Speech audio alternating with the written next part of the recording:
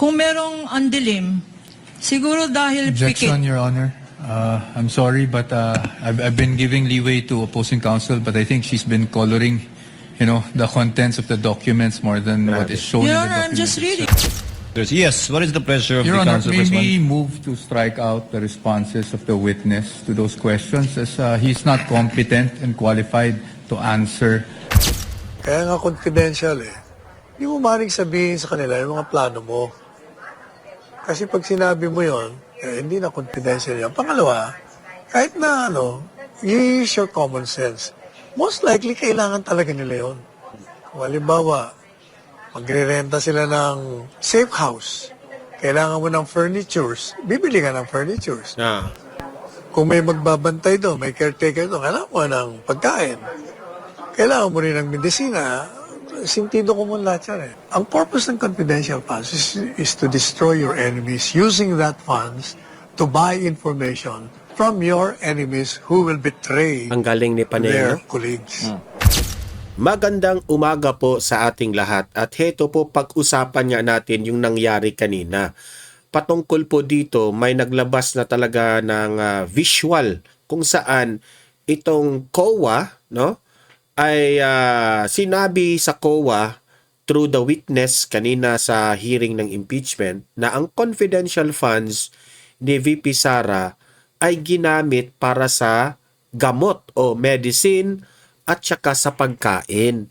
So doon mo talaga natutuklasan na mismo ang witness ng prosecutors ay siya ang nagsabi na hindi ito ginamit sa pangungurakot, ginamit po ito sa gamot at sa pagkain ng kanilang mga sa confidential na syempre yung mga kalaban. Example lang yung mga kalaban sa gobyernong ito, ginamit nila ito. Okay? Mamaya, i-explain yan ni Attorney Panelo. Very clear. Okay? So, doon sa hearing kanina, hindi nila na-establish na merong kasalanan o ginawang paglabag sa batas o impeachable offense si VP Sara. So, palpak na naman si Kapunan. Very palpak. At isa sa mga highlights na ipapakita natin ay ito ngang si Attorney Powa, harap-harapang sinita niya itong si Attorney Kapunan. May video ako dito Napahiya itong si Attorney Kapuwa nung sinita ni Attorney Powa. At atin ring papanoorin itong si Attorney Powa na kinontra ang testimonya ng testigo. Sabi, he is not competent and qualified to answer. Ano ba yung mga witness ninyo? Hindi man na yan competent, prosecutors, parang palubog na ng palubog ang inyong mga akusasyon. Unti-unti nang nauunawaan ng taong bayan na talagang lahat ng mga akusasyon ninyo ay propaganda. Galit lang kayo sa Vice President kasi ayaw niyong maging presidente siya sa 2028. Kawawa naman kayo. Kawawa. Mamaya yan atin ipapakita yan lahat, no? Pero bago ang lahat, guys, paki-like muna at saka paki-share itong video natin Importanteng mag-like and share kayo para kakalat ito sa taong bayan. Marami po ang makaalam sa katotohanan, okay?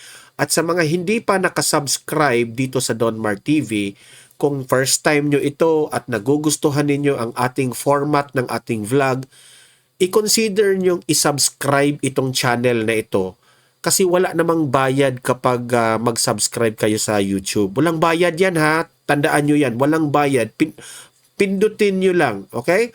At kapag nakasubscribe na kayo sa akin, updated na kayo sa ating mga trending na mga balita patungkol po sa impeachment, tungkol po sa update ni Tatay Digong at lahat-lahat na because this is a DDS channel. Okay? So, ayan, subscribe na po kayo. Pero bago ang lahat, bago natin simulan ay magpapasalamat muna ako at mag-shoutout muna ako sa mga laging nanonood dito na mga audience. Okay? Yung mga comments ninyo, hindi yan nasasayang kasi binabasa natin yan. Okay? O heto po, si Miss Blandy, lagi itong nanonood at nagko-comment dito. Hello Sir Don Mark, keep safe always and God bless to the whole family. I'm just watching always your videos. Hindi ko na alam kung ano ang i-comment. Miss Blandy, maraming salamat. Tama naman yung mga comment mo. Keep safe and God bless you, Miss Blandy. Thank you po, no? Susan Angot, lagi rin itong nanonood dito. Kaibigan ko na to eh. Good evening, sir. Na-late ako. The sauce, sir, na minaw ko ni Attorney Kapunan. Labaw pa sablay og iya kaayo siya paminawon. Totoo naman eh. Tama ka dyan, Ma'am Susan. Tama ka dyan. Ma'am Susan, good evening sa iyo. Amping-amping diya. Sabi ni Ma'am Elda. Elda, natatawa ako watching from Milan, Italy. Nakakatawa nga si Kapunan eh. Mas mabuti siguro kapag may dugo siya, no? Kasi magiging magaling. Kanina sablay eh. Ma'am Elda, thank you. Mazlan Alviar, lagi rin ito nanonood ito. Buenas noches, Donmar TV, watching from Malaysia. Ayan, sa mga kababayan natin sa Malaysia. Shoutout po sa inyo, mga OFWs dyan. Mazlan, thank you very much sa inyo po. Buenas noches. Ayan. Wilma Sensio. Ayan, si Ma'am Wilma Sensio. Welcome to Donmar TV. Shout out, Sir Donmar. I'm watching from Jeddah, KSA. Ayan, maraming salamat sa mga kababayan natin sa Jeddah, no? Thank you very much. Shout out po sa inyong lahat. Kawawa naman si Lola. Ikaw talaga, Ma'am Wilma. Kinawawa niyo pa si Atty. Kapunan. Ma'am Wilma, thank you po. Ayan. So, eto po, no? Marami pong nagtatanong dito. Ito po yung Tumblr ni VP Sara na binili ko na rin. Okay? Ilalagay ko yung link dyan. Kasi po itong Tumblr na ito po yung ginamit ni VP Sara. Kung lalagyan nyo ito ng tubig na malamig, 24 hours na yan na magiging malamig. No? Kung lalagyan mo naman ng coffee, 24 hours na rin yan na mainit. Okay? So, bagay po ito kung may lakad kayo, kung may sports kayo, no? Ito po, magaling po ito. 20 ounce po ito, no? At very comfortable talaga. Hydro Flask po ito. Ilalagay ko yung link na yan. Diyan kayo bumili sa link ko, ha? Para naman may commission ako. May 30 pesos ako every purchase ninyo, di ba? Yan naman talaga. Dito sa vlog natin, barya-barya lang ang kikitain natin. Pero okay na ako dyan. Okay? Hydro Flask. Kay VP Sara. Thank you. Okay. So, simulan na natin. Okay? Heto yung pinakita. Ayan, no? Sabi dito ng Truth Stream. Ito, ano naman ito eh? Verified page.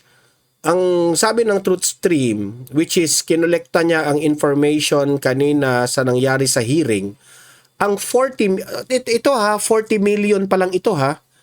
Ang 40 million confidential funds ng Office of the Vice President ginamit umano sa gamot at pagkain ayon sa COA auditor. Yung witness kanina. Ito, lakihan natin para mauunawaan po ninyo. Ito, ha, lakihan natin. Umiyak yung anak ko eh. Yung 6 months naririnig ko kasi sa background.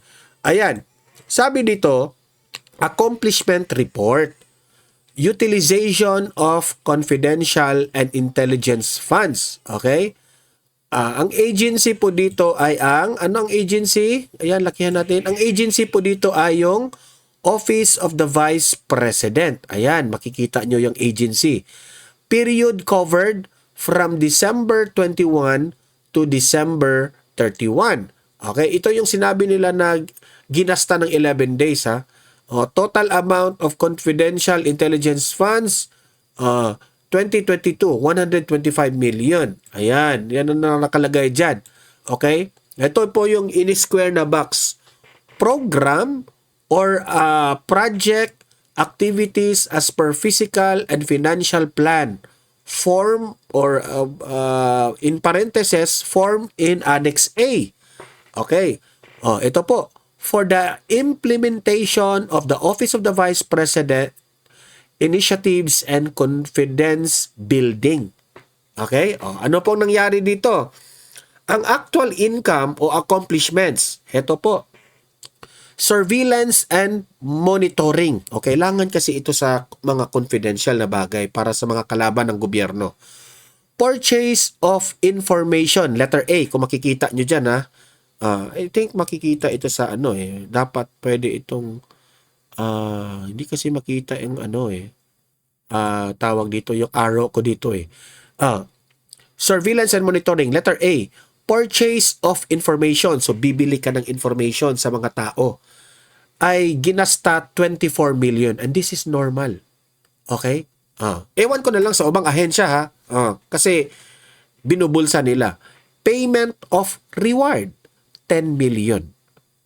Ibig sabihin, kung nakukuha nila ang informasyon at na-proven na tama yung binigay na informasyon ng tao na kanilang ito, may 10 million po na worth of budget yan. Okay? Hindi yan iisang tao lang ha. Marami yan. Okay? Rental, kasi kailangan po ito ha para safety sa ating mga government officials. Like for example, kung pupunta sila doon sa bukid, bago sila pumunta doon, bibili ka na ng information and you have to give it. May mga tao na uutusan mo dyan at lahat-lahat na yan, bibigyan mo na yan ng magrerenta kayo ng bahay, bibili kayo ng furniture, kasi mga tao rin yan di ba? Sabi pa dito, rental of other hindi ko makita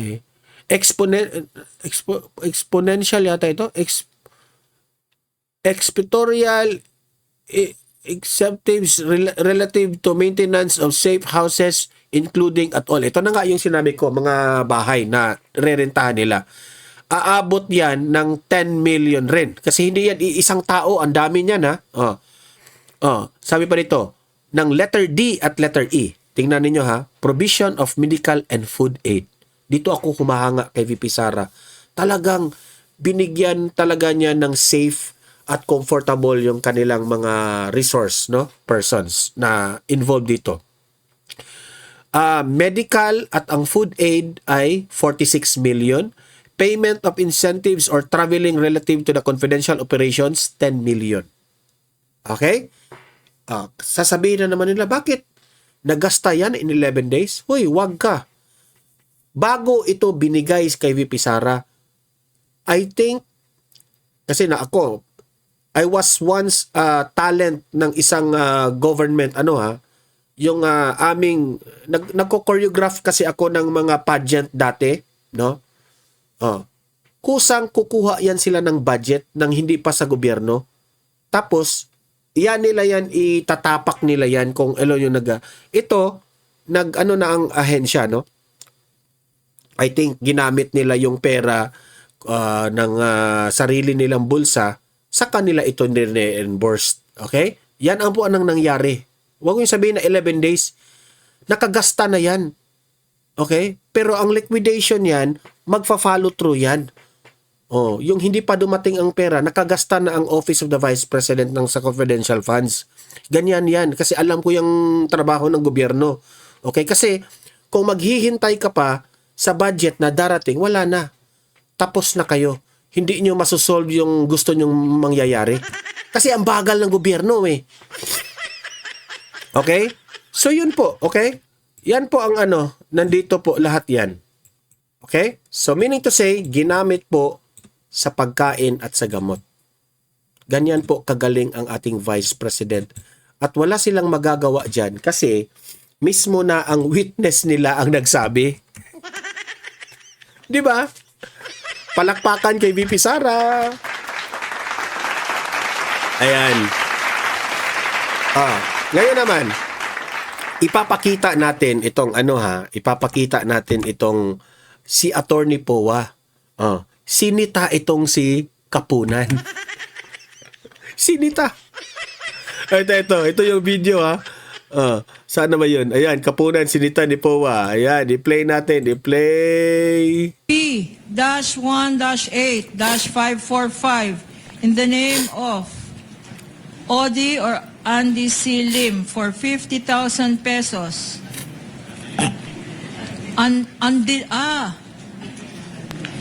Andilim. Ang korne? Ang korne mo, Kanya ma'am? ko pala hindi mabasa. Andilim. Para kay Andilim.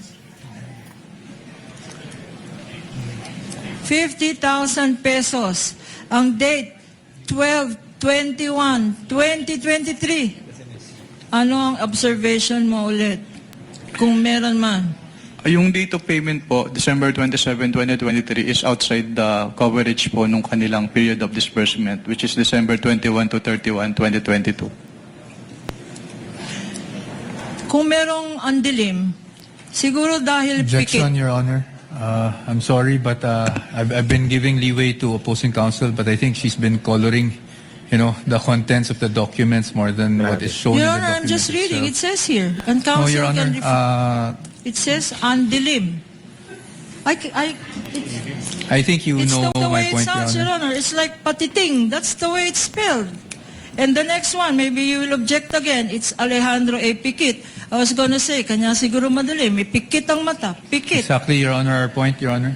Pikit. Counsel for the panel of Ang korne, prosecutors. I think you nagbibiro know eh. what the counsel for the respondent is talking about. Yes. Kindly proceed accordingly. Okay, Alejandro A. Pikit, P-18-544 for 90,000 pesos. And the date here, again, is 12/21/2023. Purchase of information. Any observation, Mr. Witness? Yung date of payment po na December 21, 2023 based on this document is outside po doon sa kanilang period of disbursement. Okay. P-1-8-556 being shown to you and flashed on the screen is for Fiona Byong for 80,000 pesos. 12/22/2022 also for payment of information. Normal Any yan, ha? comment, Mr. Witness? Yung payment of information, Wala normal naman yan. po akong particular observation on this AR kasi yung purchase of information is allowed naman po under 4.8 of the joint circular. Walang illegal. And the last two, also for payment of information, P-1-8-654 for Cisfronio Balsac for 70,000 pesos, and P-1-8-615 for Gabriel S. Bisaya for 70,000 pesos. 12/27/2022. Any observations, Mr. Witness?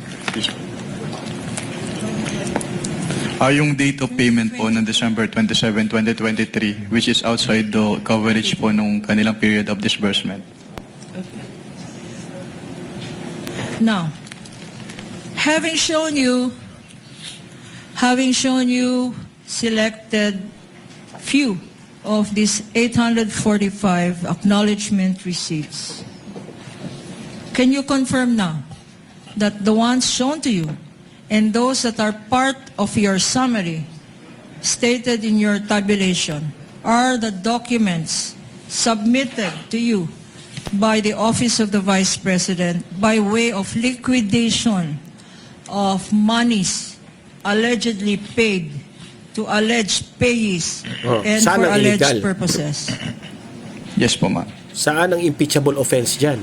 Di nyo matuklasan, di nyo I will go now to ma-establish. the Office of the Vice President. What happened next, if any? From what period po yung tinatanong niyo, ma'am? From the date of... After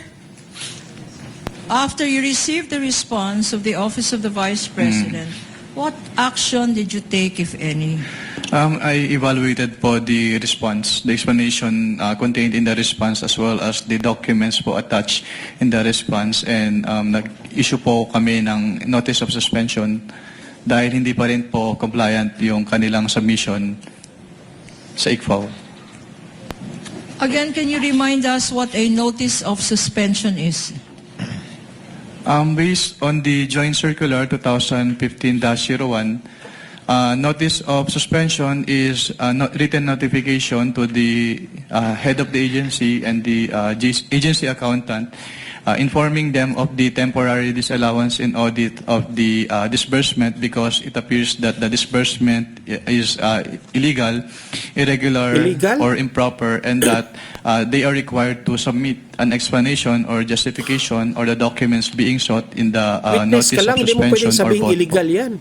If a notice of suspension is shown to you, P-1-13-A, which is a common exhibit with the defense, would you be able to identify the same? Yes, ma'am. And for better appreciation of the Honorable Impeachment Court, we will Assisting be counsel of flashing the both same parties on may the approach. screen.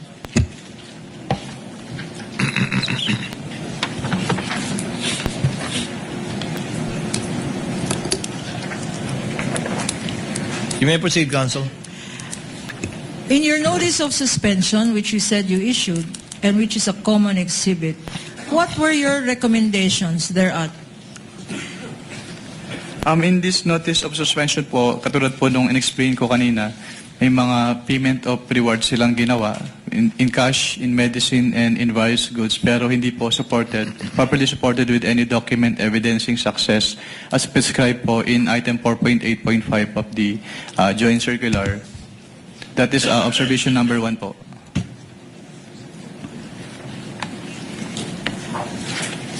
We are flashing on the screen, and for easy reference, this has been boxed, Your Honor. What else?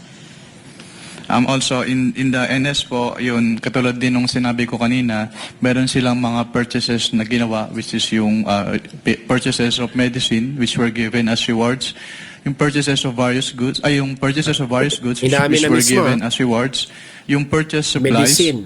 yung tables and tables and chairs, at yung desktop printers and computers ay supported lamang ng acknowledgement receipts Mamaya instead of sales ipapakita ko yung invoices or explanation ni official Panelo receipts. tungkol dito ha. And also with respect to the purchased tables and chairs and desktop printers and computers, hindi po nila in-indicate if these purchases were intended for the confidential operations of the Office of the Vice President. Ano illegal doon? What else is here in your notice of suspension? Third po, yung ibang acknowledgement receipts po, yung receipts of payment ay naka-December 2023 at yung ibang acknowledgement receipts ay wala pong date kung kailan ni-receive ni payee yung payment po. No. If these acknowledgement receipts, there are certain acknowledgement receipts dated 2023, if shown to you, would you be able to identify the same? Yes, ma'am. Showing to you now. Acknowledgement receipts dated December 20, 2023, beyond the period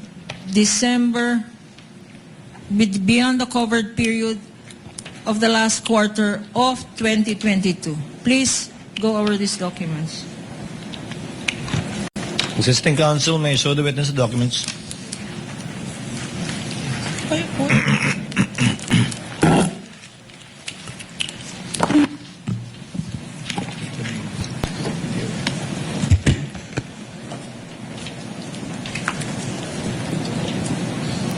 Tingnan mo yan. Wala namang illegal yan. Kahit tingnan mo na yan ang tingnan. Di ba? Kaya ang mga defense team, hinayaan lang. Your Honor, please, this notice of suspension, as I mentioned earlier, is a common exhibit, Your Honor. And I will call the witness to please take a look at Annex A of this notice of suspension, which appears to be a tabulation of these undated and dated 2023 acknowledgement receipts. Are you looking at it? Annex A?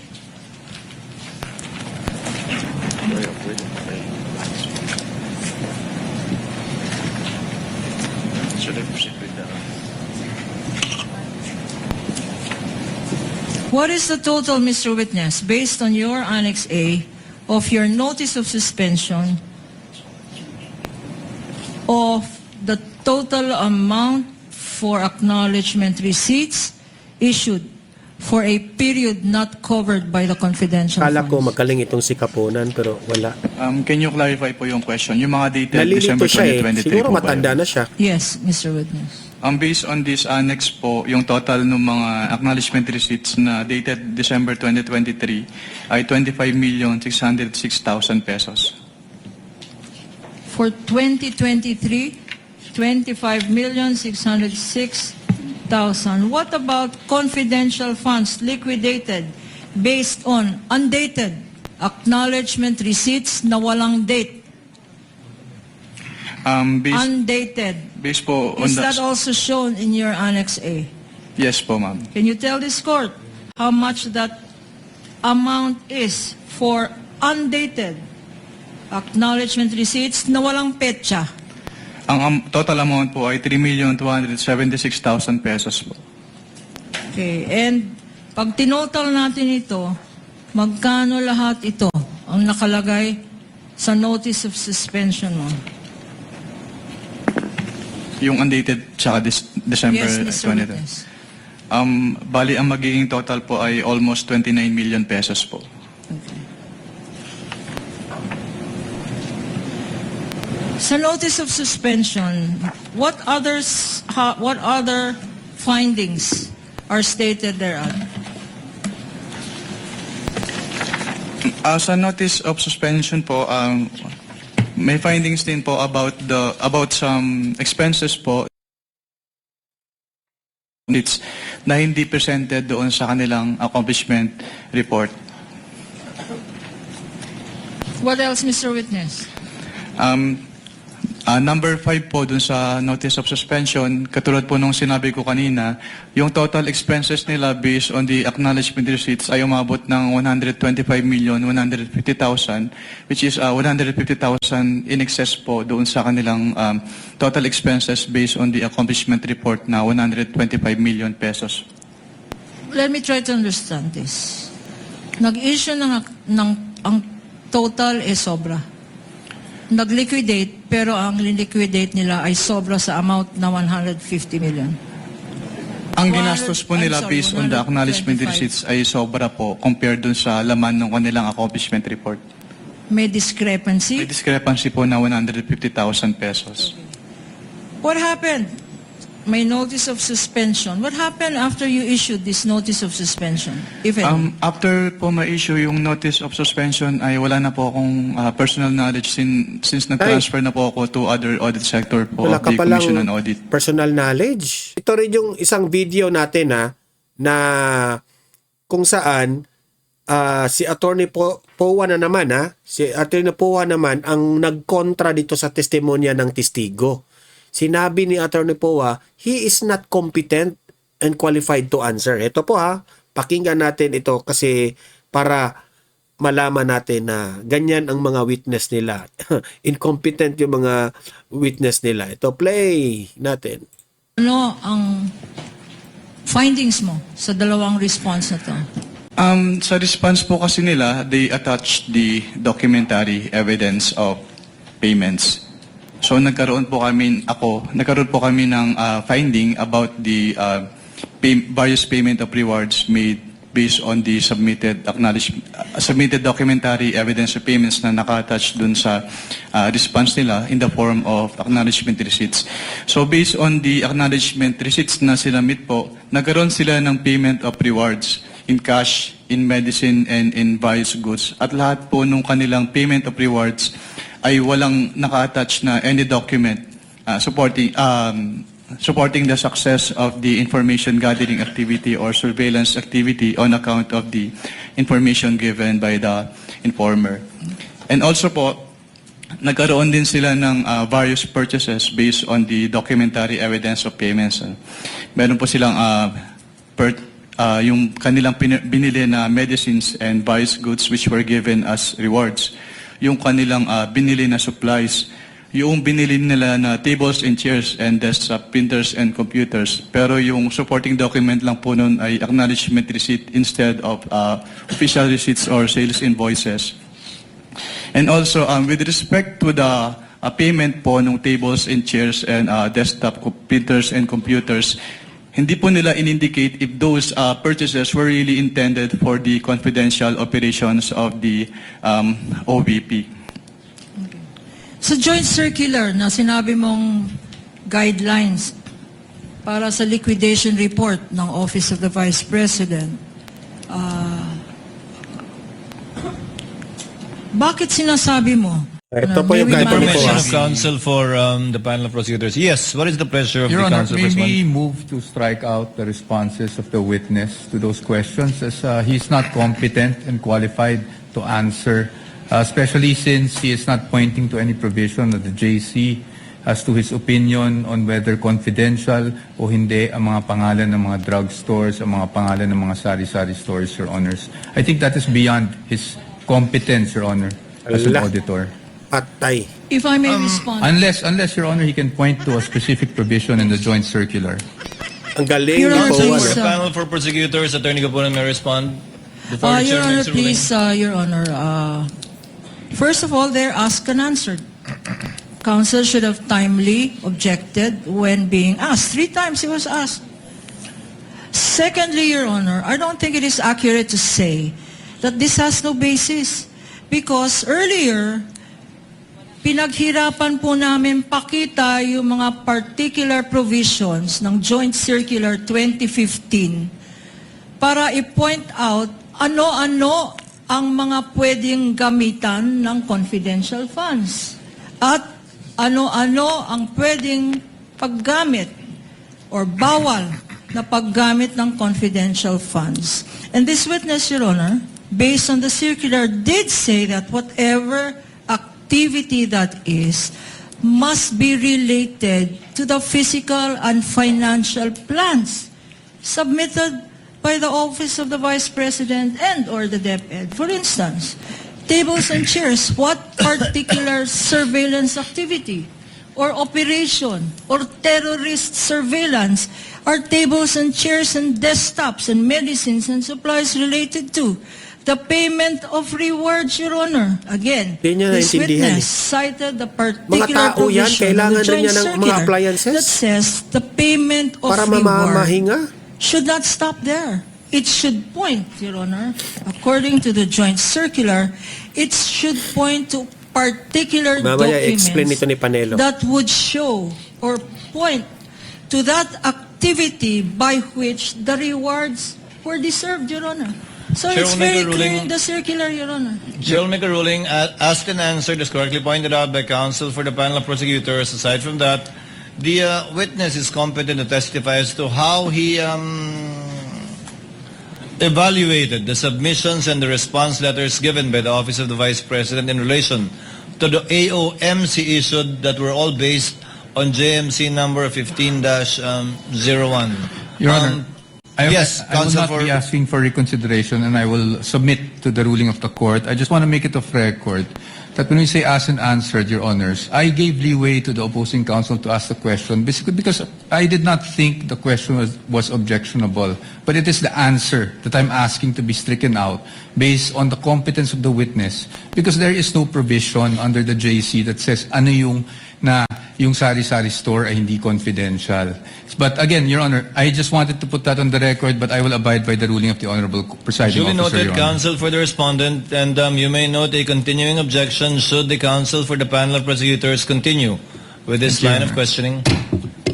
Attorney Thank you, Gapunan, Your you may Honor. proceed. Thank you, Your Honor. At this juncture, Your Honor, may we manifest for the record that in accordance with our request for stipulation, we had presented for stipulation to counsel for the respondent 845 acknowledgement receipts, Your Honor, that would show recipients of the various amounts mentioned in relation to disbursement of confidential funds, their names, what they were spent for, and the dates of receipts, Your Honor. Sadly, counsel for the respondent has refused, despite this being common exhibits for the prosecution and defense, Your Honor, counsel has refused to stipulate.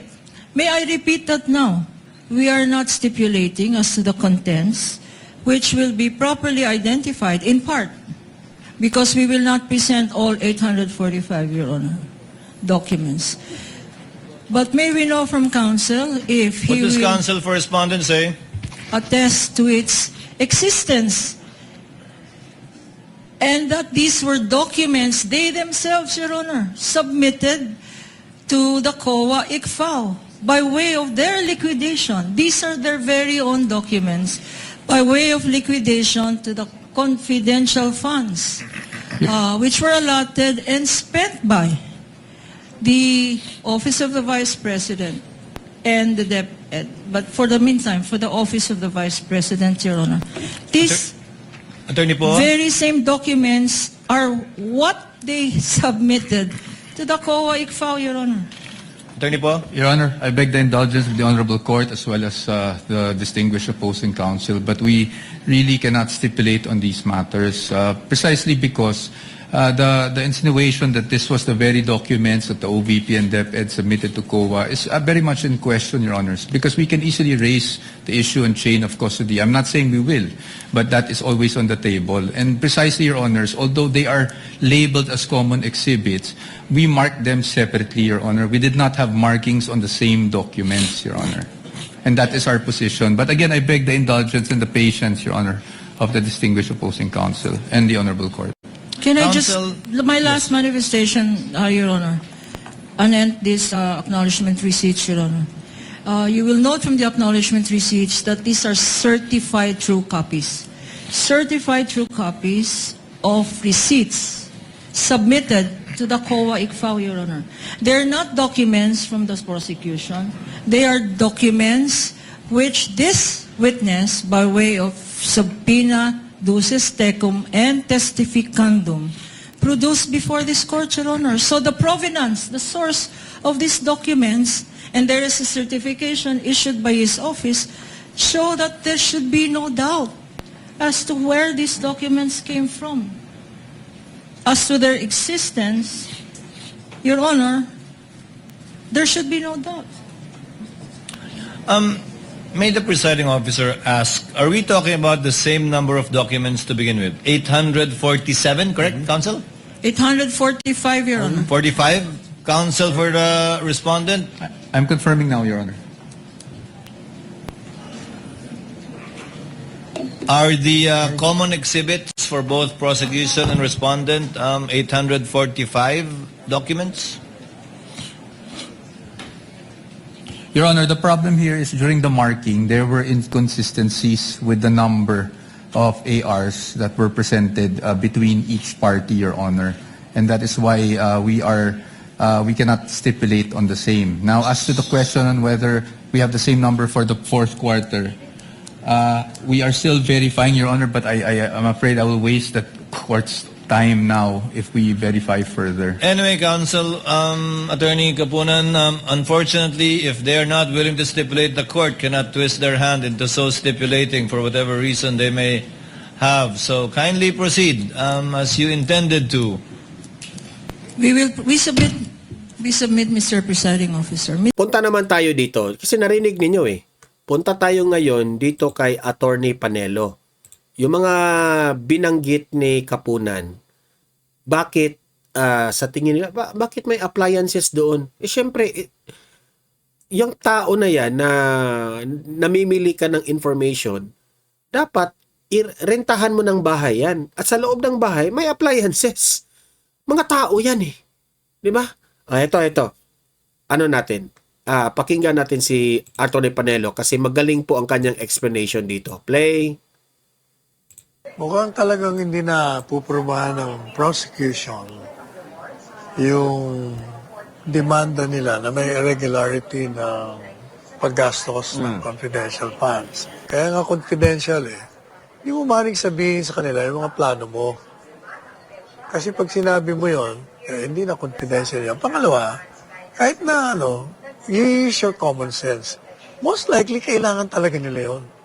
Kung halimbawa, magre-renta sila ng safe house. Kailangan mo ng furnitures. Bibili ka ng furnitures. Kung may magbabantay doon, may caretaker doon, kailangan mo ng pagkain. kailangan mo rin ng medisina, sintido ko mo lahat yan eh. Ang purpose ng confidential funds is to destroy your enemies using that funds to buy information from your enemies who will betray Ang galing ni their Panelo. colleagues. Ngayon, pag ginawa nila yun, like yung NPA, bakit ba nasira ang NPA? Kasi nga, ginamitan mo ng confidential funds eh. Ibig sabihin, may utang ka pa sa kanila, bayaran mo sila. Correct. Di ba? Parang, Nag-abono. Parang ano. exactly. May discrepancy, may utang ka sa kanila. Kulang yung binigay mong pera. Po. And on the last, Nag-abono sila. Wala sila kasi batayan na idemanda mo for an impeachable offense. It shows that there is none. So, ang purpose kasi nila from the very start, sira mo si Inday Sara. So, they will do that. Kahit na wala yung basis, walang ebidensya, they will keep on doing this hanggang matapos para siraan.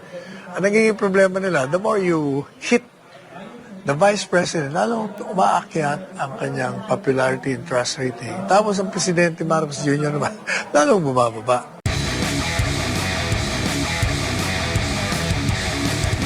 kababayan, kasama natin ngayon si Attorney Sal Panelo. Attorney, Day 11 po ngayon ng trial, confidential funds po yung issue. Ano po ang iyong major observations po sa pagdinig ngayong araw na ito? Mukhang talagang hindi na puprobahan ng prosecution yung demanda nila na may irregularity ng paggastos ng confidential funds. Kasi according to this witness, ang sinasabi niya, walang mga official receipts sa pagbili ng mga furnitures, gamot, ano pa, mga food siguro. Teka muna. Kung kailangan yung mga nabili, walang resibo, pero may acknowledgement receipt. Meaning, pag ang acknowledgement receipt means na sinasabi mo na talagang nabili yung mga items na yon. Kung naroon ng mga items, wala silang sinasabi na walang items. Ibig sabihin, talagang bumili. At saka, ang issue daw doon, Attorney, doon kaugnayan nun sa confidential fund operations, yung mga lamesa, yung mga gamot, yung mga upuan, tables and chairs, parang ganun yung tinatanong ng auditor ng COA na sumuri doon sa mga pondo ng OVP at DepEd. Number one, una-una, kaya nga confidential eh, hindi mo maaaring sabihin sa kanila yung mga plano mo. Kasi pag sinabi mo yon, hindi na confidential yan. Pangalawa, kahit na you use your common sense. Most likely, kailangan talaga nila yon.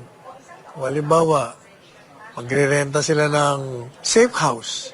Kailangan mo ng furnitures. Bibili ka ng furnitures. Kung may magbabantay doon, may caretaker doon, kailangan mo ng pagkain. Kailangan mo rin ng medisina. Sintido ko mo lahat yan eh. Isa yun. Number two, sinasabi ng witness na cash advance on a particular date pero ginagastos ng kinukuha after. Parang may discrepancy sa date. Regardless, kahit pa yung date mo ng pagkuha ng cash advance at yun ay ginamit mo after, ginamit mo pa rin. Ang importante, ginamit mo saan? For a purpose na talagang para doon. Pag yan ginawa mo ng gano'n, wala pa rin anomalya.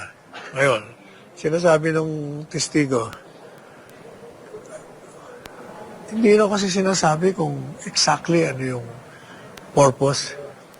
May problema ka nga doon, hindi mo dapat sabihin yun. Kasi Correct. na confidence. You're trying to get information from these people, enemies of the state, yung mga nag-try doon sa mga kalaban mo. Kung sasabihin mo, magkakaproblema ka. Sapagkat, malalaman ngayon ng mga kalaban mo kung paano nila sinisira ang grupo nila. Kaya sa tingin ko, wala akong nakikitang hanggang ngayon, wala silang napuprubahan na naging irregular ang paggastos ng pondo. Kailangan kasi, ang ipapakita mo doon, yung resulta. Ano yung ibig ko sabihin? Ang purpose ng confidential funds is to destroy your enemies using that funds to buy information from your enemies who will betray their colleagues. Ngayon, pag ginawa nila yun, like yung NPA, bakit ba nasira ang NPA? Kasi nga, ginamitan mo ng confidential funds eh. So, naging successful ka, bumagsak eh. Yan ang titingnan mo. Ngayon, kung gumastos ka ng maraming intelligence funds, confidential funds, pero lumalakas ang NPA, lumalakas ang kalaban ng Estado, ibig sabihin, hindi mo ginamit yung pera. Correct. Binulsa mo. Yan ang nakikita ko dyan. Tsaka may mga discrepancies daw dun sa 125 million na pondo, tapos sa acknowledgement receipt, sumobra daw. Pwede may problema pa sila doon. Ibig sabihin, mas naggastos pa. Ibig sabihin, may utang ka pa sa kanila, bayaran mo sila. Di ba? Parang, Nag-abono. Parang ano. exactly. May discrepancy, may utang ka sa kanila. Kulang yung binigay mo pera. And on the last, Nag-abono sila. Oh. sa pang major takeaway doon, Attorney Sal, binanggit na for the past years, tatlong vice presidents, VP Binay, VP Robredo, VP Sara, ACVP lang daw ang na-audit na mayroong ganoong pondo, confidential funds, both OVP and DepEd. Anong masasabi mo Simpleng doon? sagot lang yan. Sino ba nagbigay sa kanya ng pondo? Ang presidente. Si Marcos Jr. Siya nag-offer nun eh. Sino nag-aproba? O, di Kongreso. O, sige, hindi sila tanungin mo. Bakit ganun? To wrap it up, our Day 11, sir, bakit po para sa inyo, nakikita ninyo na ganito ang linyada ngayon ng prosecution against the Vice President? Tapos na po tayo sa Article 4. Article 1 po tayo, pinag-uusapan natin ang confidential intelligence funds. Ganun pa rin. Wala sila kasi batayan na idemanda mo for an impeachable offense. It shows that there is none. So, ang purpose kasi nila from the very start, isira mo si Inday Sara. So, they will do that. Kahit na wala yung basis, walang ebidensya, they will keep on doing this hanggang matapos para siraan. Ang nagiging problema nila, the more you hit the Vice President, lalong umaakyat ang kanyang popularity and trust Correct. rating. Tapos ang Presidente Marcos Jr. naman, lalong bumababa. Ay, may problema talaga sila. Yan po, mga kababayan, So, yun po ang full interview ni Attorney Panelo sa reaction niya doon sa impeachment hearing. So, ano na lang guys kayo, nanonood man kayo, paki-like, paki-share na lang sa video na ito para kakalat. At magbigay kayo ng inyong opinion, okay? Patungkol po sa naririnig ninyo, what is your opinion about the whole na ating naiintindihan? At ilatag nyo yan sa comment section para naman mabasa natin yan. Okay? At sa mga viewers rin, mabasa rin yung mga comments ninyo sa inyong point ninyo sa opinion. Okay, so ayan. Paki-subscribe na lang sa mga hindi pa nakasubscribe see you in my next video. Have a great day. Have a great night. God bless po sa ating lahat. Mabuhay ang Pilipinas and God save the Philippines. Bye-bye.